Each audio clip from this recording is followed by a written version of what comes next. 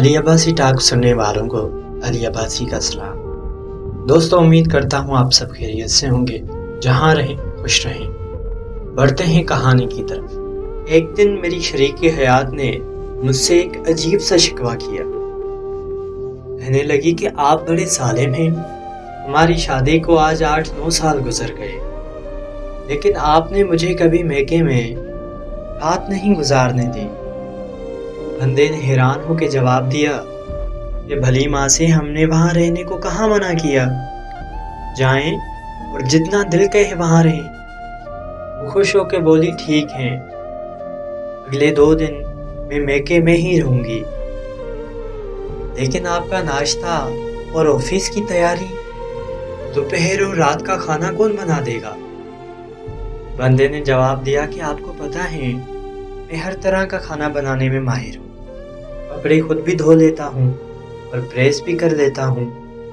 اگر کچھ زیادہ مسئلہ ہوا تو بھائیوں کے گھر ساتھ ہی تو ہیں، میں وہاں سے مینیج کر لوں گا۔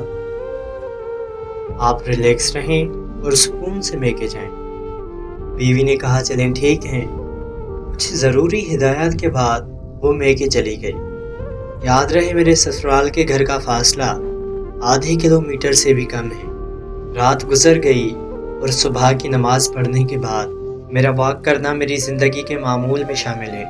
واک کرنے کے بعد ناشتہ بنانے کا سوچ ہی رہا تھا کہ اچانک سے دروازے پہ دستک ہوئی۔ دروازہ کھولا تو بیگم صاحبہ تھی۔ حیرانی کا جھٹکا سا لگا، اتنی صبح سویرے واپسی کر لی؟ خیریت؟ کہنے لگی مجھے تو وہاں رات کو نیند بھی نہیں آئی، ساری رات ہی یہ سوچتی رہی کہ اکیلے رات کیسے گزار رہے ہوں گے، صبح کو ناشتہ کیسے بنائیں گے، لیکن لگتا ہے آپ کو میرے بغیر کوئی فرق نہیں پڑنے والا۔ اتنے سکون سے مسکرائے جا رہے ہیں۔ ساتھ ساتھ ناشتہ بنانے کی تیاری بھی جاری تھی۔ میں نے کہا سچ بتاؤں؟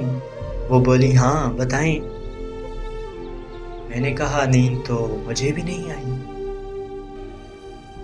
دوستو، امید کرتا ہوں آج کی کہانی آپ کو ضرور پسند آئی ہوگی۔ ملتے ہیں کسی نئی کہانی کے ساتھ، تب تک کے لیے اللہ آپ کا حامی و ناصر ہو۔ اللہ کی امان۔